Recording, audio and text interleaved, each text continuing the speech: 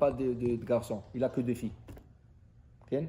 Ou pour quelqu'un qui n'a pas d'enfant, il n'avait rien.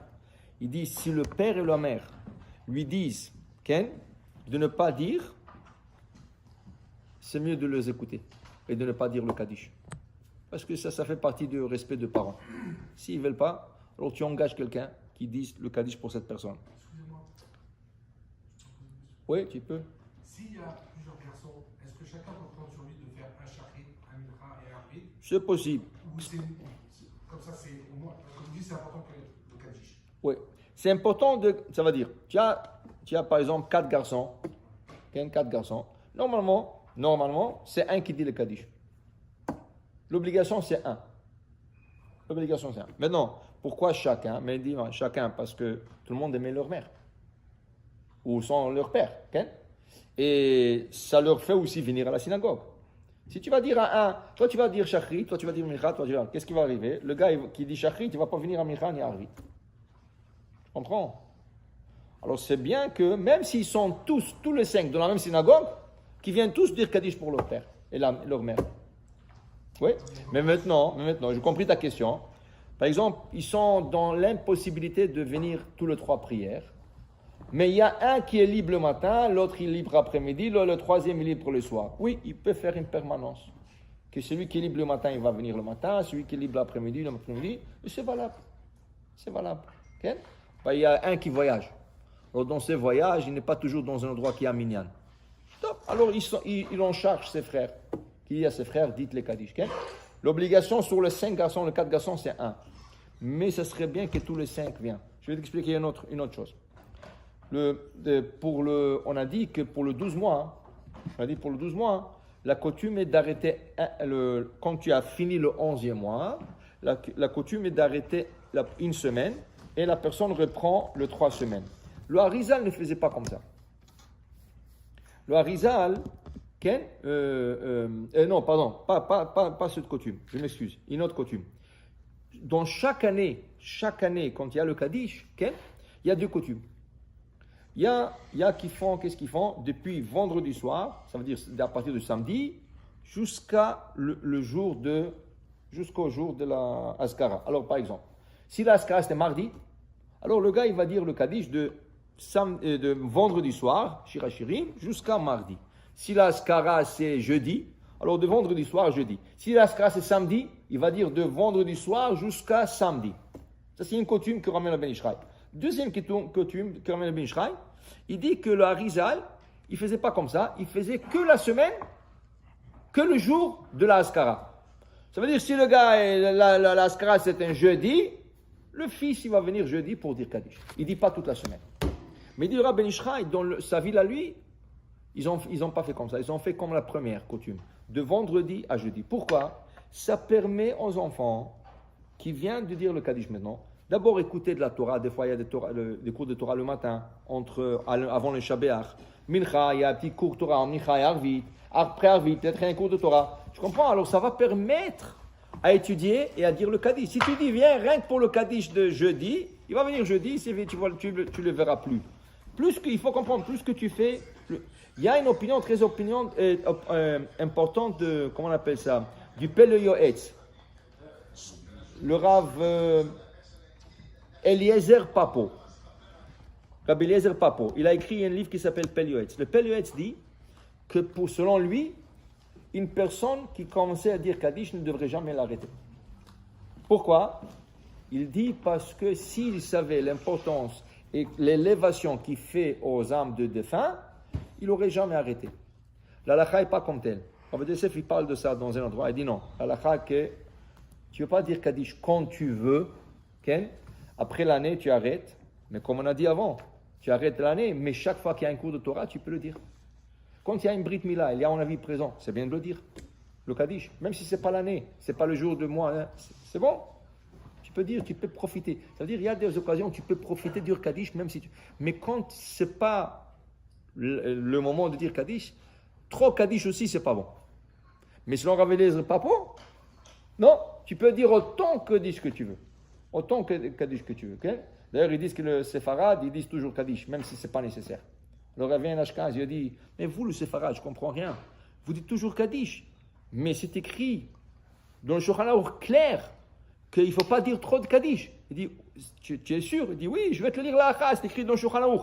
Alors il dit, c'est écrit dans le Shulchan Aruch. Alors il dit, Rabbi Hanan Kasha Omer Atzah Kosh Baruch Hu. Pour dire le Kaddish. Tu comprends? C'est écrit dans le Shulchan Aruch, il a profité encore un Kaddish. Alors pour dire, voilà. Alors, c'est bien de dire Kaddish dans le bon moment, et cours de Torah, c'est toujours... Maintenant, qu'est-ce qui arrive si un père, c'était un cas, il y avait des cas comme ça, de parents qui ont laissé un testament, ou qui l'ont dit verbalement avant leur décès, ou qu'ils ont laissé un testament écrit,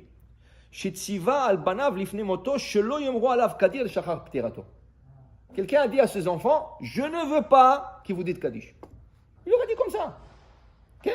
Il dit Rav Yosef. On va directement gagner celui-là. Oui. Alors, אפילו יש לו בנים אחרים, ואפילו אם ציווה כן רק לאחד מבניו, לא ישמע לו, וחייב להגיד קדיש כנהוג. Il n'a pas le droit de l'écouter, parce que cette personne le dit, parce qu'il ne connaît pas l'importance du Kaddish. S'il sait qu'est-ce qui lui attend là-bas, il va prier que son fils va dire Kaddish. Alors il ne sait pas. C'est comme je lu dans le Yabia Omer, regardez un cas qu'il y avait.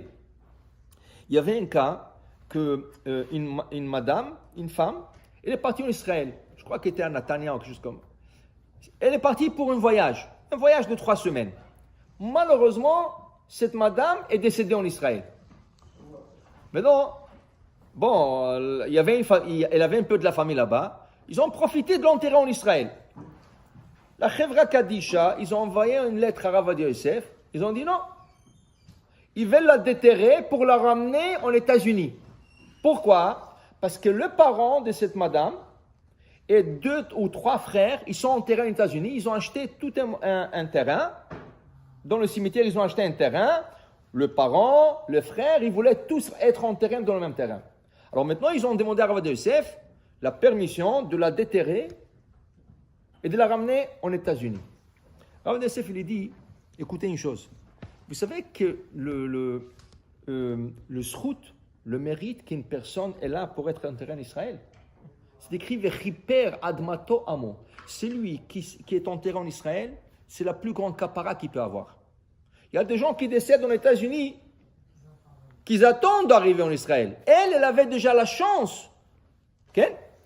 Alors la sœur, regardez qu'est-ce qu'elle répond, qu'est-ce qu'elle dit au Rav. Elle dit, vous savez, dans son vivant, elle m'a toujours dit qu'elle va être enterrée à côté de ses parents.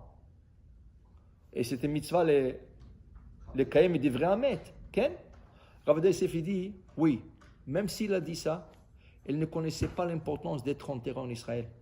S'il savait l'importance d'être enterré en Israël, il n'aurait jamais dit. Alors il a dit, vous la laissez là-bas. Vous la laissez là-bas. Il y a des fois des gens qui disent des choses qu'ils ne savent pas. Alors le gars qui dit à son fils, je ne veux pas que tu dis Kaddish pendant le 12 mois, tu ne l'écoutes pas. Il ne sait pas qu'est-ce qu'il parle. Et si le gars, des cas réels qui sont arrivés, si le gars il dit à son fils, il va être incinéré, est-ce que le fils il va faire Retzon Hamet? Est-ce qu'il va l'incinérer? Parce que son père lui a dit qu'il va être incinéré. Ah pitom, tu ne veux pas faire des choses qui comptent la Torah et qui n'est pas bien pour l'âme du défunt. Alors le gars, il ne savait même pas l'importance du Kaddish. Alors c'est pour ça qu'il a dit à son fils. Okay? Mais s'il aurait su, il n'aurait pas dit. Alors il dit Rav Yosef, lo ishmalo. Il ne l'écoute pas. Il doit dire le Kaddish, même si son père ne voulait pas. Okay? C'est comme il y avait aussi un grand Rav qui s'appelait le Pnei Yoshua. Comme il a écrit un livre, Pnei Yoshua. C'est un livre très important. Tout le Yeshivot, on apprend toujours le Pnei Yoshua. C'est un commentaire sur tout le Talmud. Et le Pnei Yoshua a demandé, il a laissé un testament, a demandé que le rabbin de la ville ne fasse pas l'éloge funèbre pour lui. Il va être enterré. Il veut que ses enfants disent Kaddish. Mais il ne veut pas que le rabbin il parle dans son enterrement. Quand on parle l'éloge funèbre dans sa vie, c'était un érudit, il ne voulait pas.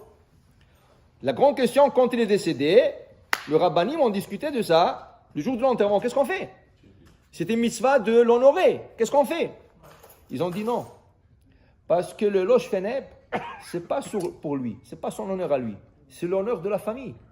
Qui comprennent l'importance de leur père. Qui comprennent l'importance de leur frère s'il y avait des... Alors ils ont dit, même s'il a dit ça, on ne l'écoute pas. ils ont fait le longe funèbre. Tu comprends? Des fois, des gens, ils disent des choses, mais ils ne savaient pas l'importance. Lui, c'est sûr qu'il savait, mais lui, c'était un ave, il ne voulait pas. Mais quand même, il reste que le rabbin n'ont pas accepté ces directives. Il dit ici, Mi she'ora lifne ptirato shelo laniach matseva al kivro. Il y avait des cas, tout ce qui est écrit ici, c'est des cas qu'il y avait. Il y avait un gars, il a laissé un testament de ne pas mettre la pierre tombale sur sa tombe. Il y avait un autre gars, il a dit à ses enfants qu'avant de l'enterrer, il va rester 48 heures sans être enterré. En shom imlo. Ou une personne qui a dit à ses enfants qu'il a dit à ses enfants de ne pas s'asseoir shiv'a sur lui. En shom imlo. On ne l'écoute pas. Maintenant, aval, mais im tziva shelo lichtov alav toarim al matzevato shom imlo. S'il a laissé un testament que sur le pierre tombale, il ne veut pas qu'on écrit des éloges sur lui, on l'écoute. Alors tu écris que son nom et la date du décès. Il ne veut pas. Alors ça parce que normalement, c'est très important d'écrire des petits éloges sur la personne, sur la pierre tombale. Okay? Et ça, s'il a laissé un testament, on doit l'écouter. Mais, de toute manière, dira Avodah Yosef, de toute façon, c'est pas bien de trop écrire sur la pierre tombale. Il y en a qui écrivent là-bas, mais Megillat Esther. Notre père, notre grand-père, dans ta vie, nous t'aimons, tu es toujours dans notre cœur, on va toujours se rappeler de ton... Mais Megillat Esther, tu viens là-bas, Megillat. Et tout ça, c'est des paroles futiles, qui n'ont rien à voir. Au moins, si tu aurais écrit quelque chose. Et là, qu'est-ce qu'ils font? Ils prennent le nom de la défunte, par exemple, si c'est une défunte, et selon le nom, par exemple, je ne sais pas, il s'appelle Esther. Alors, ils vont prendre tout le verset de Eshet Raïl qui commence, Aleph. Alors, Esther, Aleph, Samer, Tafresh, Aleph, Eshet Raïl, Mim, Tzah, Chopni, Micha, Ken, Samer, non, non, on parle de, comment ça s'appelle, Eshet Raïl. Okay. Alors, ils vont écrire le Eshet Raïl. Comment ça dit Nastavatimko Vachagon Atna le Knaani Ken après Taf.